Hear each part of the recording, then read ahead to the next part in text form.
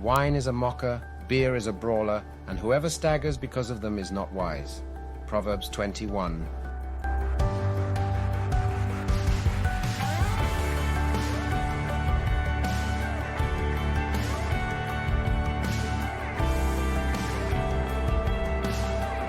Welcome back to the Go to Hell podcast. Strong opinions, weekly held about Christianity, the church, and beer. I'm your host, Tim Curley, and I'm joined by my co-host, Colton Pierce. Colton, how are you doing? It's rough. Water polo is back this week, but heat advisory. So again, we talked about how hot it gets around here. But I don't even know if it dipped below 75 degrees last night. So skyrockets up to 106, 108 each day. So we're under heat advisory.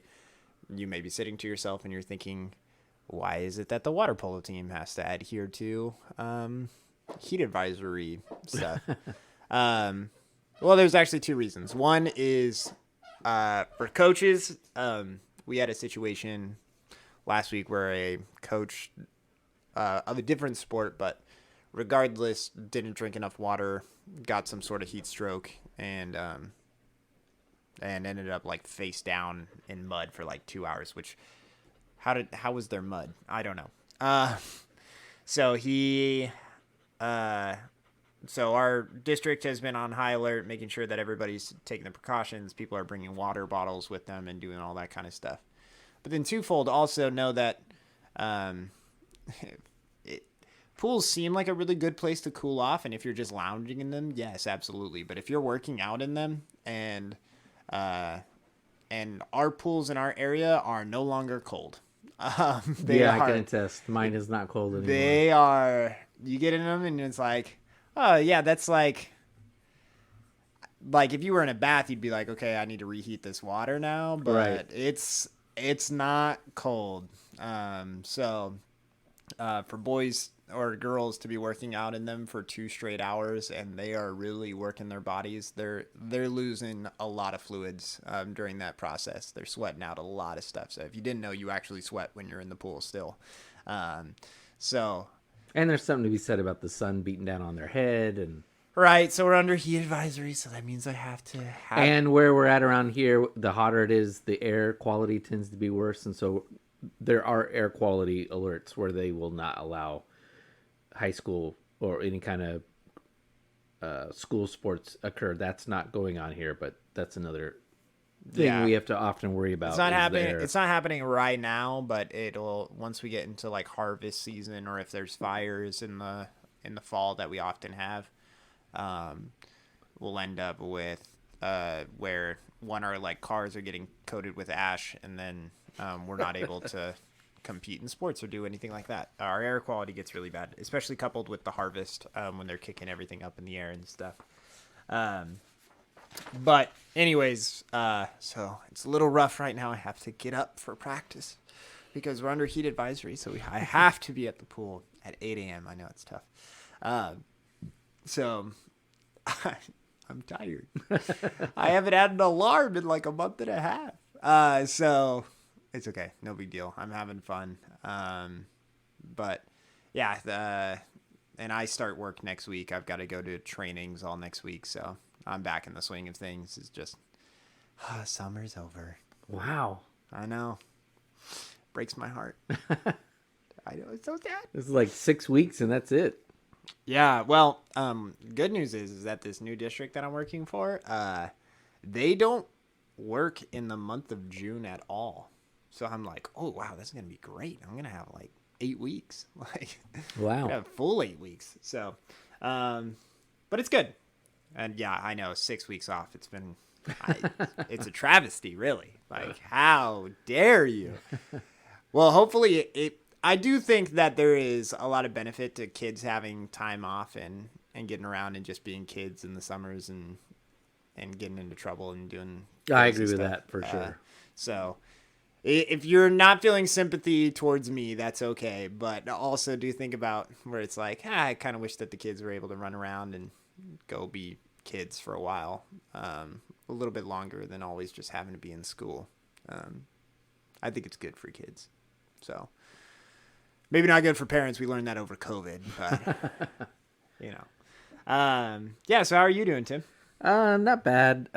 Work's kind of a mixed bag. I'm planning for football season, which is always a bit of a grind. It's one of those like monumental tasks, and it just takes a while to get started. And then once it does, it kind of snowballs, and you knock it out in a couple days. But I'm kind of in that early stage of trying to get through it. And then there's other stuff at work that, as much as I'd like to be open and honest with our listeners, I can't be. So, but it's just wearing me down and pissing me off. So very much looking forward to the weekend getting out of town.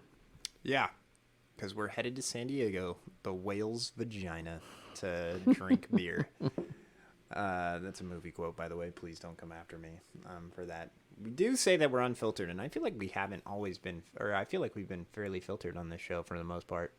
But yeah, that's an Anchorman quote. I was listening to Dan McClellan's podcast this week, and they were talking about, mostly talking about all of the different names of the apostles and who the apostles were. They even talked about a female apostle that Paul alludes to in Romans. Oh, yeah. They also talked about Jesus's name and all the different iterations and what it was. You know, it was Yeshua. It was supposed to be like, so it's basically like a version of Joshua, but it was probably pronounced and spelled differently in Galilee and blah, blah, blah. Anyway, somehow he got to San Diego, and somehow San Diego is related to Jesus's name.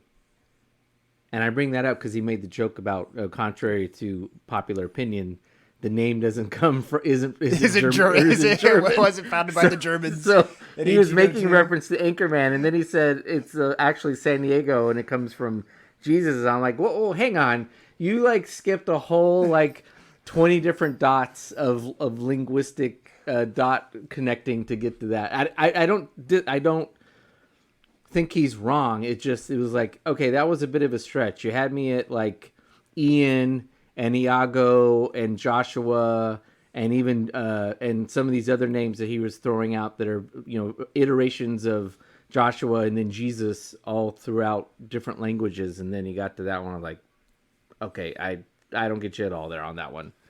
Yeah, I'm reading a book right now. It's actually a fantasy book, and it's called Babel, and it actually. Oh, I know that book.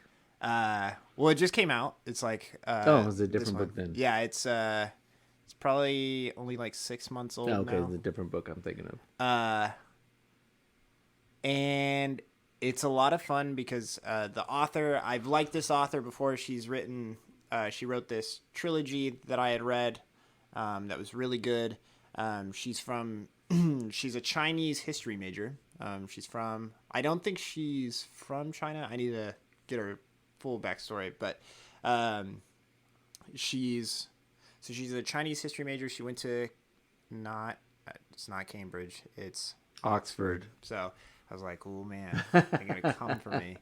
So she went to Oxford, and so she has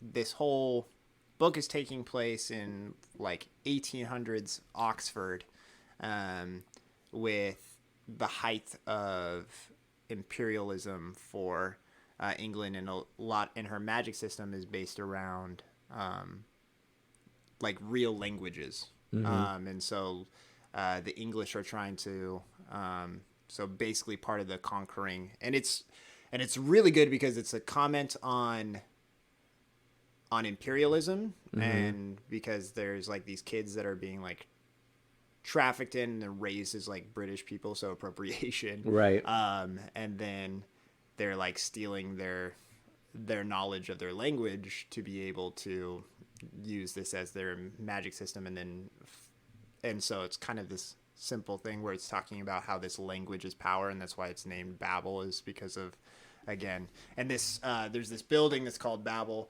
that's in there. And so it's been really interesting. And they also talk about the origin of a lot of these languages and stuff, as far as the Chinese. And so there's been a lot of syntax changing of words and kind of stuff. And I think she's relating from the idea of coming from trying to learn multiple different languages and how it is and stuff. So it's really good. So if you guys are ever interested, this book's called Babel by R.F. Kuang. And it's really good, but it's just kind of funny that we're talking about the definition of words with San Diego.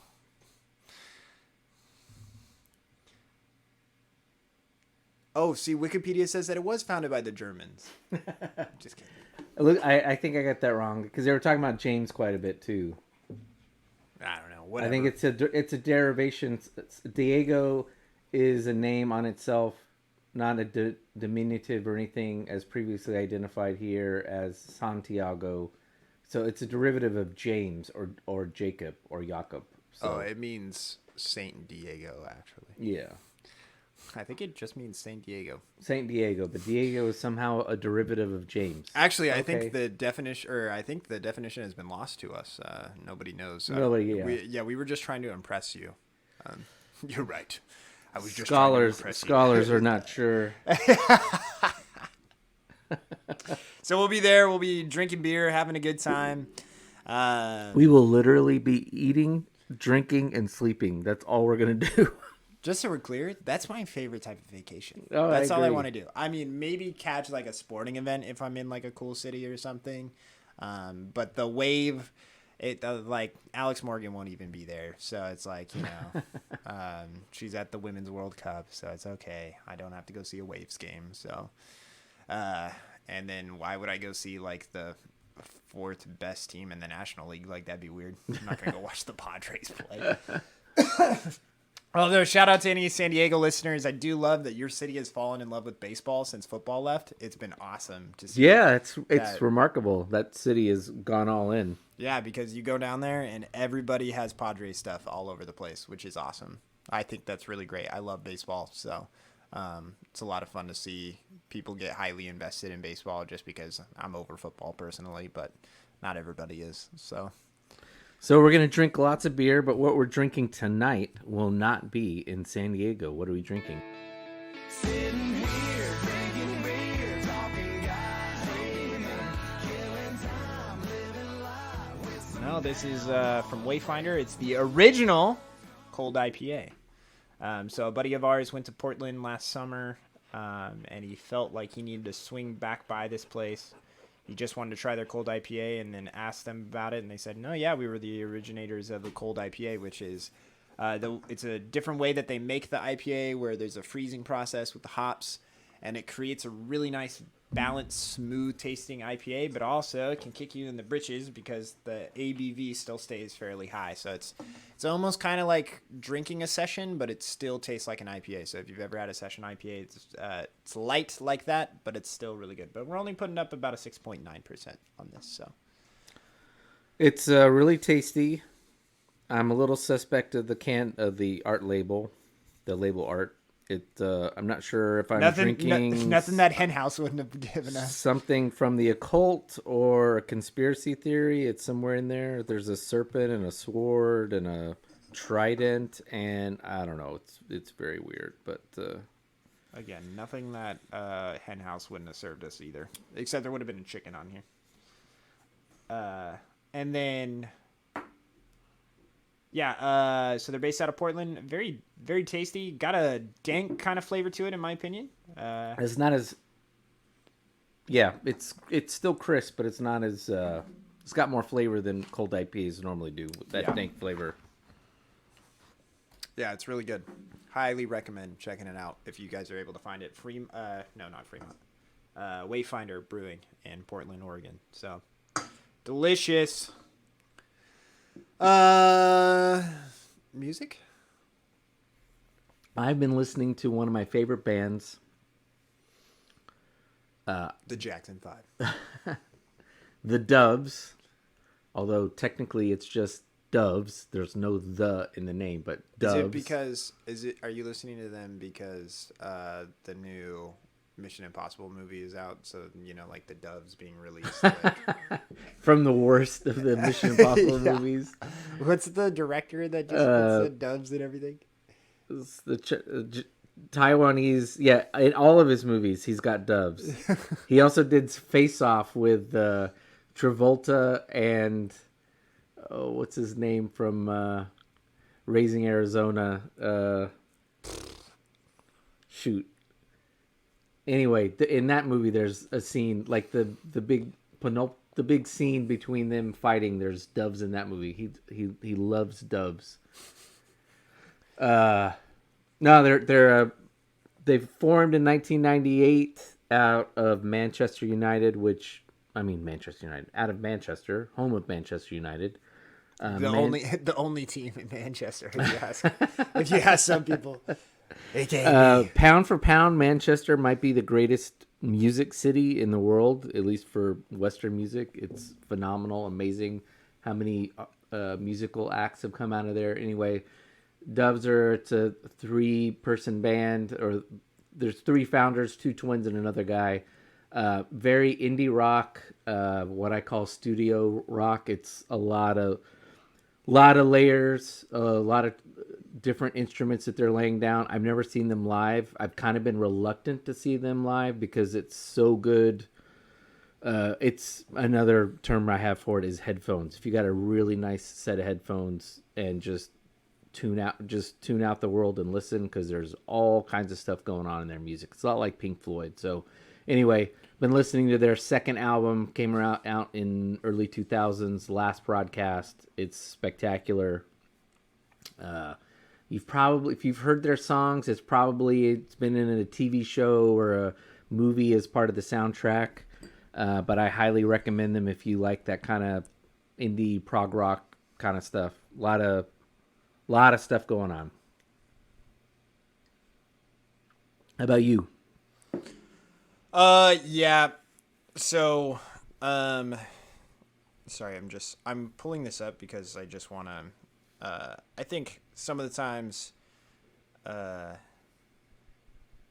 people, well, I think we kind of forget where bands, come from, or just they came out on the scene. They play a lot of music, and you kind of forget their original sound that made them popular because maybe they've morphed into something later on down the road, and you're like, oh, I don't really listen to that band or something. So like for me growing up, or for example, like the other day I was listening to, this is random, but a friend of ours got in a car accident, and I was making muffins for them in the kitchen, and it was Sunday, and so I played Sunday Morning by Maroon 5, which is my favorite Maroon 5 song, and I love the Songs About Jane album, which is their first one. Yes. And if you've listened to Maroon 5 like since the Songs About Jane album, and if that's all you've ever known about Maroon 5 is like, Moves Like Jagger or a lot of their newer stuff, which is still good. It's fun. It's poppy. And I'd still say that if you listen to the whole album, like Adam still sprinkles in stuff. But the Songs About Jane album was very much that early 90s kind of feel. And so those songs were just really great. So that was a lot of fun. I've been listening to them. And then I also did, the other day I said this a while back that I was listening to Fall Out Boy, because of the We Didn't Start the Fire. And so I went back to their original album, that put them on the map, which was From Under the Cork Tree. And I was listening to it on my way to water polo practice, and I was just like, man, these guys were so much more punk than pop when they first started, because they kind of became the pop punk thing. But I was like going through their lists of like lyrics. So it's like, our lawyers made us change the name of this song for number 1 of all the gin joints in all the world. Sugar We're Going Down, Nobody Puts Baby in the Corner, I've Got a Dark Alley and a Bad Idea, 7 Minutes in Heaven, Sophomore Slump, Champagne for My Real Friends. Number 10, I Slept with Someone in Fall Out Boy. And to like make this song, I was like, golly, a little less 16 Candles. Get Busy Living or Get Busy Dying. It's yeah, and I was just listening to it. I mean, it's a 43-minute album from start to end. They're just little punk snippets, each about like 3 minutes long. But I was like, man, this is like so much more punk than I think I gave it credit for growing up. I was like, I just like this, and like you listen to the popular ones and stuff. But when you listen to the album as a whole, and that's what I recommend. When I was in high school, my senior year, and maybe people already do this, but I think with all artists to get a full breadth of who they are and what they're doing, you should listen to their entire albums. Yeah, that's the problem with modern music is the album's been discounted, which is why I think it's great that vinyls come back. It's kind of a pricey way for people to get into listening to albums. You can still listen to them, but I think it's a great sign that there's a movement to get back to people listening to entire albums. There's an art to it. The best albums on my top list are because they're like a complete itself is a complete almost work of art where you can tell everything fit together. Like Dark Side of the Moon is an unbelievably tight 45 minutes. It's almost like a opera where it's just telling the story and kind of flowing through, and that's the way really great albums should be. And more and more it became easy to produce albums with CDs and cheaper and all that, I think music companies got lazy, producers got lazy in really driving the artists to make a nice tight album. And I mean, one of the great failed experiments was Guns N' Roses Use Your Illusion 1 and 2. It's two double albums. There's a lot of crap on there. Well, there's a lot of pure genius surrounded by meh. And if they had tamped that down to like 10 tight songs, that might have been one of the greatest albums of all time. Yeah. So I completely agree with you. You listen to an entire album, and a lot of times you'll find stuff on there you're like, this is better than... This is the best song. Yeah, exactly. There's what opened my eyes to it was, I think in between my junior and senior year, I had already said that I was a Mumford & Sons fan, but Babel had won album of the year, and I was like, oh, I should listen to that. And so I listened to the entire album, and I think Babel really only had one song that was popular on like the radio, and it was I Will Wait, and so that was it. But I listened to the entirety of the album, and I was like, this album was amazing. Yeah. And so from there, it inspired me because I remember as a kid, we would buy CDs, and you would listen to the whole CD in the car. And there's a story being told and works of art. Now, don't get me wrong, not every artist does this. No, okay? Lumineers are like that too. The Lumineers, I think, do a really good, tight album. The first and one's they're so good. The songs that don't make the radio because they tend to be longer and they're just not meant for are much better than the stuff that hits the radio. Yeah, 100%. Actually, I got turned on to the Lumineers. So Ho Hey was really big when I was in high school. That was like the one that was like on commercials. It was in movies. Yeah. But Starbucks used to, remember how they used to give out an iTunes song, and one song that they gave out was Stubborn Love, and it's like 5.5 minutes. That is my favorite Lumineers song. Yeah. It's followed by Charlie Boy, like shortly thereafter. That's the one about his brother that's like going to war stuff. And I've seen the Lumineers in concert. They're awesome. Highly recommend going and checking them out. It's fun. It's great listening to artists and getting to know rap music. If you're listening to a really well done rapper, they could be telling a story. Kendrick Lamar is known for this. In the Good Kid, Mad City album, he tells a story. Every single song tells a story of what's going on in a day in Compton. And so if you're listening to it, you'll see the day progress. So like it starts off as like sun shining in Compton. This is it. This is my attitude. It goes to he's going to go see this girl. He's hanging out with his friends. He gets jumped when he sees this girl. And then it becomes he's trying to drink it off. Then he goes, him and his friends go to find these guys that jumped him, and one of their buddies gets shot. And then it kind of concludes from there as to what is that. And it's one day in all of Compton. And it's awesome. It's amazing. If you like rap music, I'd highly recommend that album.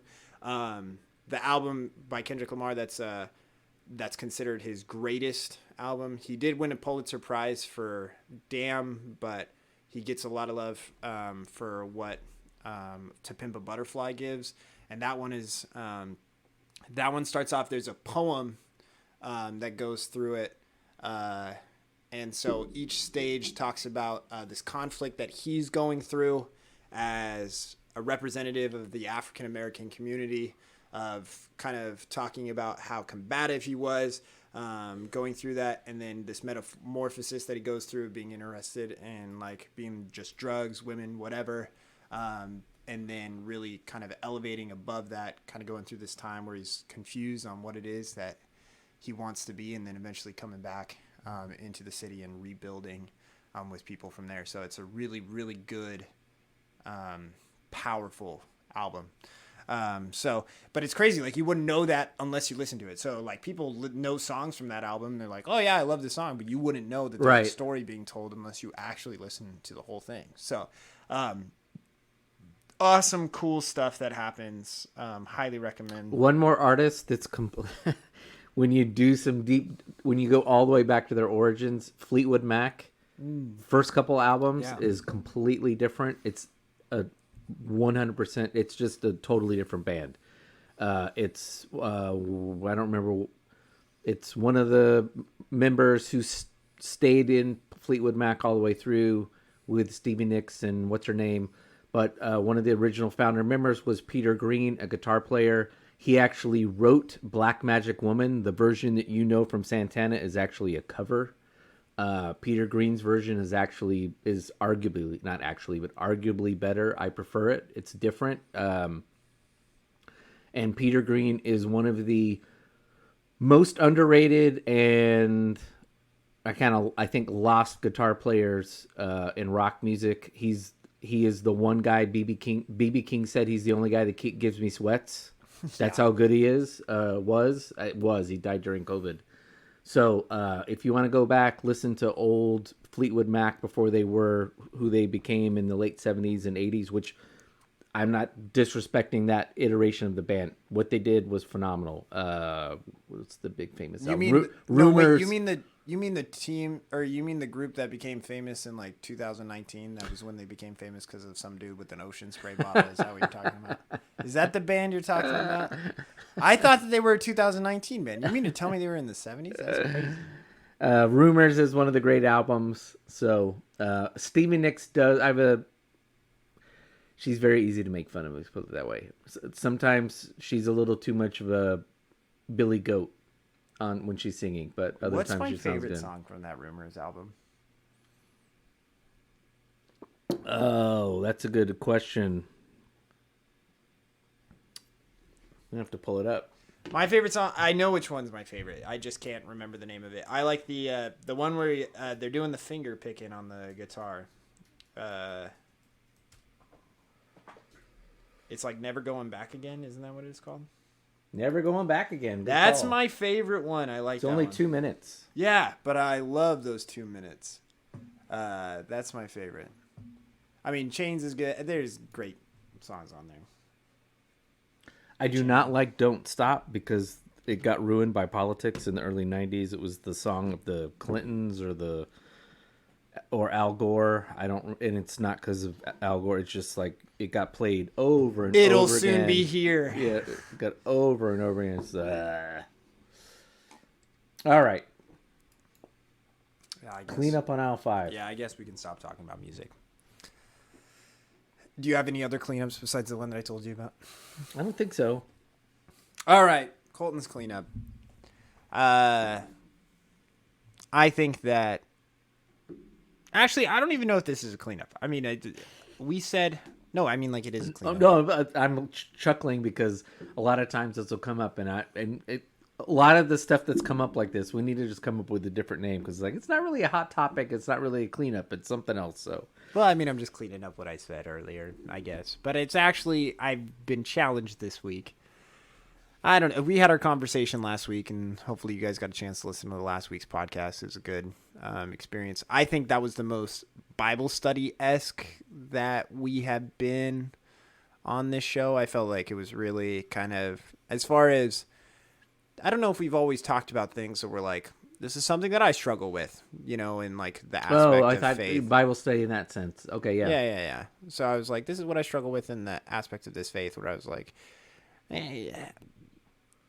And so I thought about it, went home, and then I probably didn't think about it for the rest of the week. I was like, I went home, thought about it, and I'm like, grumpy. Like, okay, whatever. And again, if you listen to last week's, it's more about the faith, and the Spirit moving, and just that language that we talked about at the very beginning of that. And hopefully, if you listen to the rest of that podcast, I felt like we moved past that, and I was like, yeah, 100%. That makes sense. Tim was making really good points. And I was, but I felt like at the beginning I was kind of a little shut down. Like I was like, I think we both made it clear that, or I made it clear for the both of us that the spiritual side of faith is not our strong suit, and we're more intellectual in our faith. And I still struggle whether or not that's a problem for us, like it's a weakness in our relationship with Jesus. And sometimes I think that the Christianity, to use the broad term, Christianity is bigger than that, and Jesus meets people where they're at, either individually or where the culture's at. And the fact of the matter is, Christianity's become a lot more intellectual since the Enlightenment, and so whether it's a reflection of the culture and Christianity changing, because we've talked about in previous episodes about how in the third world Christianity is much more spiritual. Like, you might go to an Episcopal church here in the United States, and no disrespect to you Episcopalians, it's as dry. There's no spiritualness. I mean, well, yeah, there's no spiritualness in service and stuff like that. That's not to say that you might be... You're not charismatic. You're not charismatic. That's not the case in the third world. Whatever flavor, quote-unquote, denomination you're practicing in Africa and South America in particular, and probably maybe Asia, but particularly the Southern Hemisphere, whether it's Catholic or Protestant, it is very charismatic, almost Pentecostal. Well, maybe that's probably, and I think probably what I have the issue with, and I think we disclosed this last week, but I don't think I really wrestled it to the ground as well as I've been able to over a week.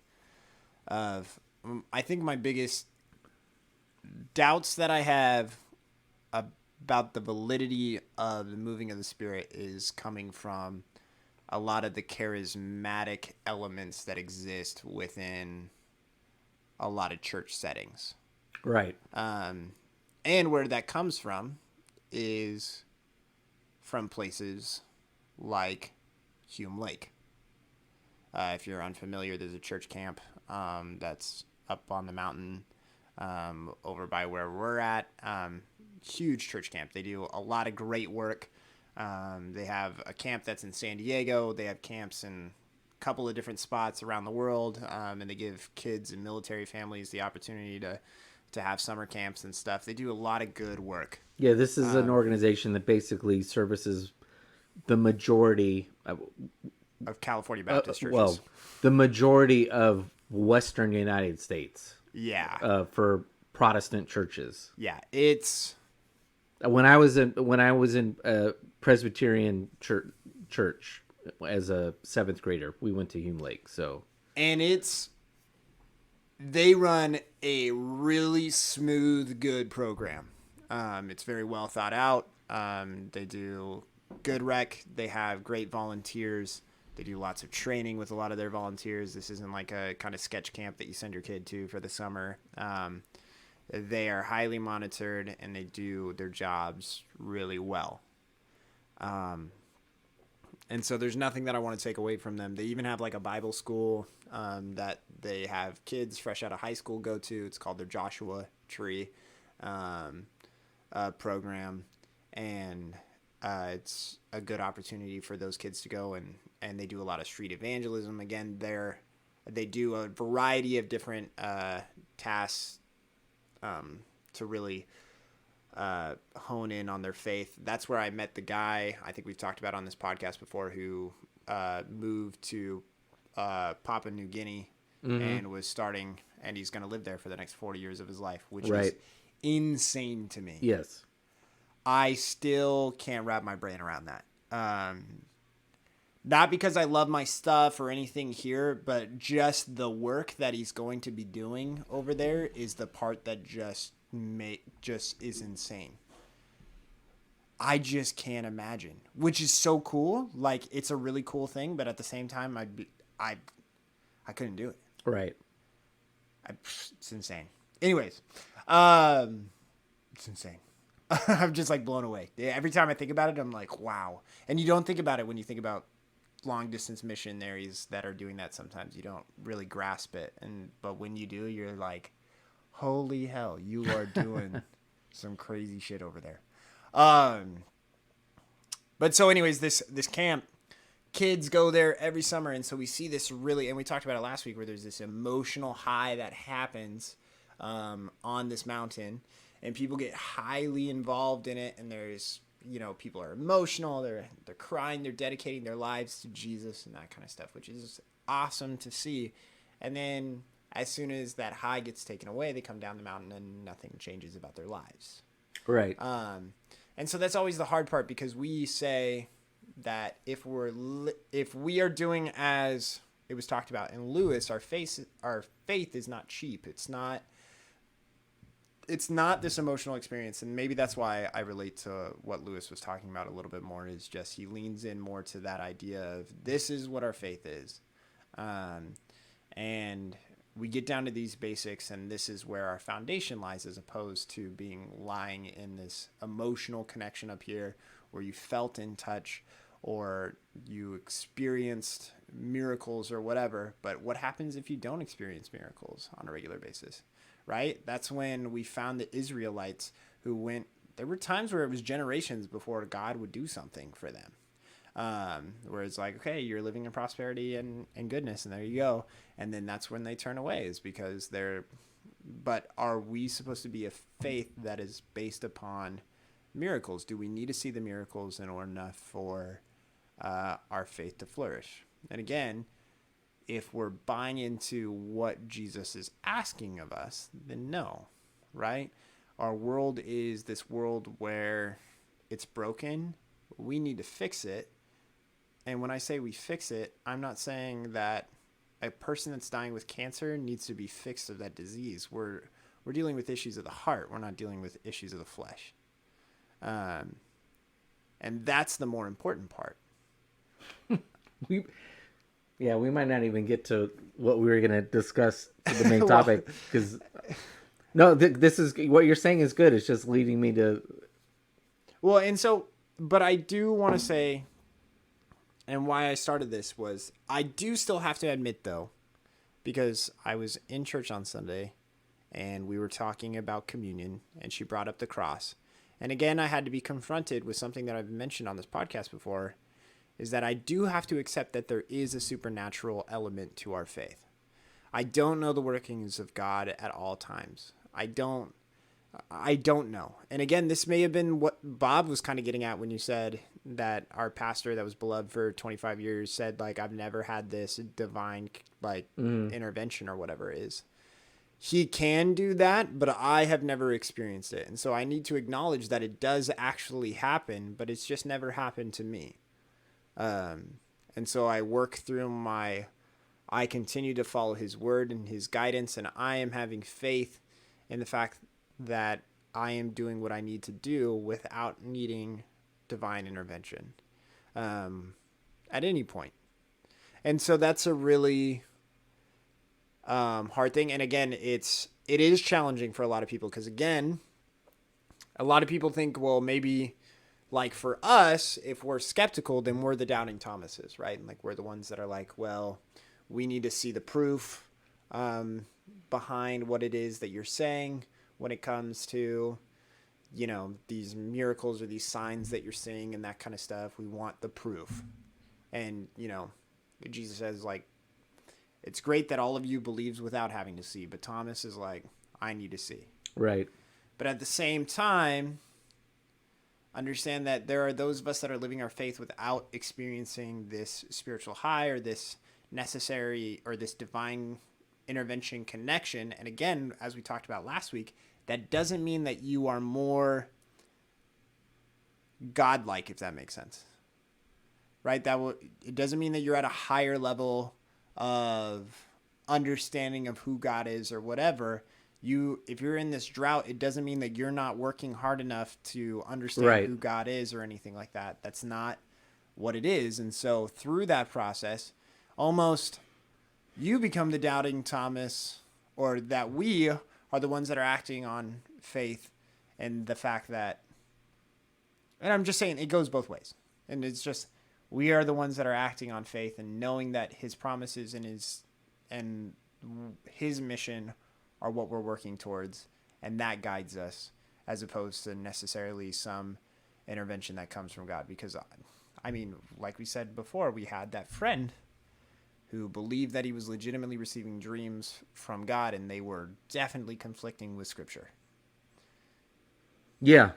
So it can be a dangerous road where you step into that sometimes. So it's just be weary.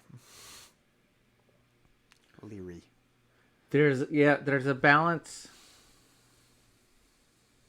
Look, if you're listening to us and you're not up on all the different flavors of the church. There are two extremes in the church. There's on one side, I don't know if this is a Calvinist thing or it's just espoused by some Calvinists, but for instance, John MacArthur has been adamant his entire career. There is no such thing as charismatism. In fact, it is. I don't think he would go so far as to say they are not Christians, but there's some level of fakeness there that is not Christianity, that what they're experiencing is not genuine. And he bases that on an idea he didn't invent. Again, it's been around for a long time, but he repeats it, and he's the one who's, off the top of my head, I don't know who originated this, but there's a belief on that side of the church that there's the depiction of Jesus ascending into heaven in Acts, and there's this charismatic spiritual moment, and the moment that happened, no, it's not that moment. Somewhere in the book of Acts, there's this moment where miracles stopped. Was it miracles? Maybe I'm confounding two things. Anyway, speaking in tongues, which is a lot of times where the spiritual stuff comes from. He doesn't believe in that. And it ended at that. It just like happened once, and that never repeated. Now, speaking in tongues is just one aspect of being spiritual, so I'm being a little nitpicky. But the other extreme side is speaking in tongues and being filled with the Spirit and being in a room with a lot of people spouting off gibberish and frankly acting a way a lot of us would think is bizarre. And if you're in the room, it's uncomfortable. No disrespect to those folks. But so those are the extremes, and it's trying to find the balance in between.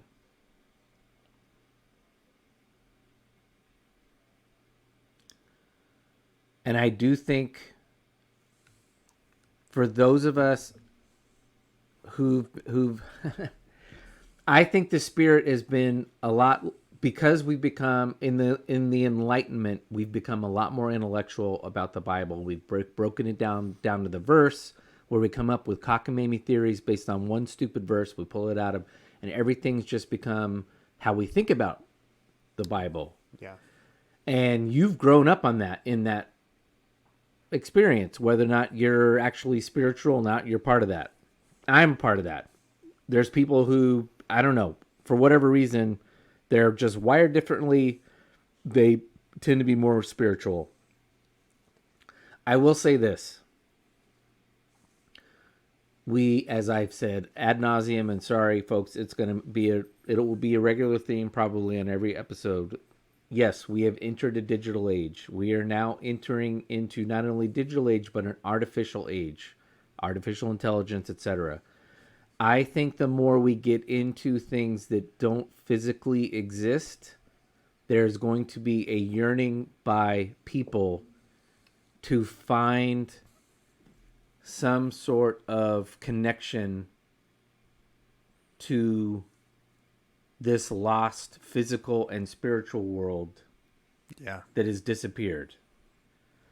And so I wouldn't be surprised, even in the United States 50 years from now, the church is much more, I don't think it's going to be charismatic in the way it has been the last 100 years. I don't think it's going to be like speaking in tongues, but it is going to be much more spiritual. I think it's going to be much more based on almost like a Christian mysticism than it is just like, this is what the Bible says. And I think it's all for the good. I think I'm hoping we're going into an age that kind of, the age we've been in has not been bad. It has met the needs of the church and society and culture for the last 400 or 500 years. Yeah. But we need a new one, and I think that new one's going to lead to a rebirth of our Christianity, and I'm hoping actually it will take us back to a more mystic faith and not one that is so academic. Which is funny because, I mean, you know, what's more academic than, even though we're not academics, two people talking about Christianity on the podcast. But this is, you know, we're at the beginning of this. But I'm hoping if I live to be 70 or 80, I get to see like the turn of that, and my grandkids are living this Christianity that's kind of foreign to me. But I might not. It might take longer than that. But I truly believe this kind of skepticism you and I have is, I think, what's been a lot of people have been, most Christians have been skeptical of. And where we get caught in the middle is, if we're not, then we feel guilty about it. While understanding, if you get like what you were talking about, if you lean really heavy into the spiritualism and then nothing happens, it's like, well, clearly Jesus isn't answering my prayers because I'm not praying hard enough and not being spiritual enough. Right. That's always such a hard thing. Or the other, what's it called? Theological. There's something warfare. Where it's like, oh, you know, I lost my job today and Satan's attacking me. We should probably do an episode on this. Is that kind of conflict theology of like, everything that's happened to me, it's not because just the world sucks, or actually I was an idiot and brought it upon myself. It's no, Satan is under attack, attacking me, or the enemy is attacking me. And that's where that over spiritualization gets you there. I was like, on that podcast, we'll talk. Colton will get heated about the enemy or the devil stuff, that the medieval times devil theology that we're implementing in our. Now, but to what started this whole thing, what you were saying, and I don't think you were talking necessarily about this spiritually, but I will admit there's been times in my adult life where I've kind of regretted like some moment where a friend or a family member's had some kind of acute illness of just like stopping and praying and saying, you know what? I'm not going to hold it against you if you don't do it, Lord, but I'm praying to God you'll heal this person. It won't take a doctor to do it. It won't take some medicine. You're just going to do it. So, yeah,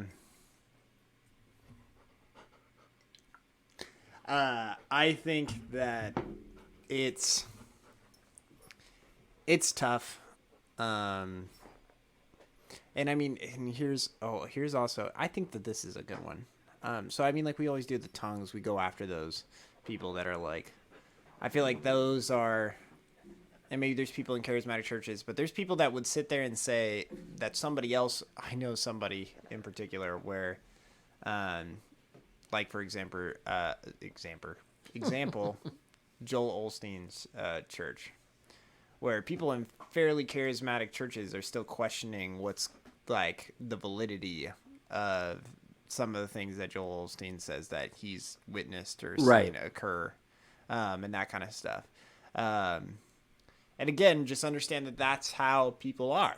Again, we're skeptical of this stuff happening where it's like, I prayed to God and then instantly like this stuff happened. And it's like, okay, that's awesome. That's really great to hear. What happens to the people that pray every single day and nothing ever changes? Nothing ever happens. Right. What happens for those people? And again, that's where people walk away from the faith because they are sitting there saying that you say that your God is a miracle worker, and apparently he's working miracles for all these other people, but he's not working one in this person's life when they really need it. And if you just sit there and say, well, it's just not in God's plan during that time, how is that helpful? Oh, that one. Yeah, I mean, now we're going back to like origins of the podcast. It's just, stupid things we say because we're grasping for like paint by numbers responses. So it's, well, I guess it's not part of God's plan. So, okay, so God's plan is to shit on me or ignore my prayers. Right, because, and so you're like, well, it apparently was a part of this person's plan that they got accepted into Harvard College and then flunked out later. Like, right. Because they were like, I was praying really hard that I would get accepted, and I got accepted, and then I just started to party my life away and then never turned back to God for the rest of the time. But when they presented that in church, everybody clapped and was like, oh my gosh, that's so amazing. God is doing wonderful things in your life. And it's like, well, that was obviously a part of God's plan, right? Because that person went and changed what they were doing and completely walked away from God. Like, that was a part of God's plan as well. Like, there's just... Well, yeah, there's it's a kind of a trite little story, but there's a nice cliche story that perfectly illustrates it where there's two farmers, there's a drought. One farmer keeps praying all the time that rain will come. The other guy actually goes out, plows his field, blah, blah, blah. And then the rain comes and the one guy gets crops and the other guy doesn't. The other guy's mad about it. And it's like, well, he actually went out and did something. You just prayed about it. And it's just this lesson of, oh, there's even better one. There's one. It's the guy in the water drowning. The guy in the water drowning. Yeah, he's like. That one's even better. A boat comes by and says, "Hey man, are you doing? We'll pull you up." And he's like, "No thanks, my God will save me. God's gonna save me." Another boat comes by and says, "Hey man, we're here to help you out." And he's like, "No thanks, my God will save me." And then a third boat comes and says, "Hey, I'm here to help you out." And he's like, "No thanks, my God will save me." And then he drowns and dies. He ends up in heaven and he's like, "God, what the heck? I was drowning and you didn't save me." And he said, "I sent you 3 boats." I sent you 3 boats. And so I think that's again, there's this tension of, I think if you only think the kingdom of heaven is about you doing something, it can lead to you turning yourself into your own little God, or you taking blame for things that are outside of your control because you're not doing enough. And the other side is you just sitting back and being like, well, God will sort the shit out, and we just got to pray harder, which I guess you wouldn't use shit and pray in the same sentence. I don't know, maybe you might but anyway, and it's somewhere in between. I think those of us, so going back to what you brought up, I think, yeah, it's probably a good thing you got challenged. You're like, maybe I need to be, lean a little bit more in on prayer or something. And yeah, and I think that always prayer, and I think that this is a good spot where prayer is an element of our faith. And so, no, I think the good part of that message is that, or end of that joke, is one, God is always working in ways that we don't see. Right. And I do have to acknowledge that. And that was the part that I was challenged with, where I was like, there is a supernatural element to our faith. But also, just so we're clear, that means that it's not going to happen supernaturally. It's not like God's going to lift you out of the water and then just like teleport you somewhere else. Right. It can be significantly more practical than you even realize. Two, and what you were talking about with the farmers, where it's like, you need to go out there and do the work. But at the same point, it also doesn't hurt to pray while you're doing those things. Right. So you go out there, you do the work, and you pray the whole time. But don't make what's happening contingent upon the prayer. If that makes sense. So don't sit there and say that everything swings on this prayer. Is that this is only going to, like, you need to go out there and do what you need to do. And I mean, like, things happen because God allows it to happen. But don't sit there and think that you didn't pray hard enough or that your faith wasn't what allowed for this to happen. Okay? There's a lot of, like, this is one of those things that it's talked about in the Bible, is we believe that God is in control, but God has given us free will, and so there are a lot of things that are out of God's control, if that makes sense. Yeah. And so that's really hard for people to grasp, but understand the broken world. That's why Jesus weeps for Lazarus. Right. Right? This is something that he did not want to happen. And so he cries. Right? The man that's blind, like, people believe that was strategically there. Like, God intentionally made this man blind for the entirety of his life so that way Jesus could heal him. Right. As opposed to just sitting there and saying that God and it breaks Jesus' heart, and he sits there and he's like, this is not what we wanted for you. This is not what I and the Father wanted for you. And since I'm here, let me fix this for you. And again, that's Jesus' acknowledgement that the world is broken and that it's crying out for a God to come and save it.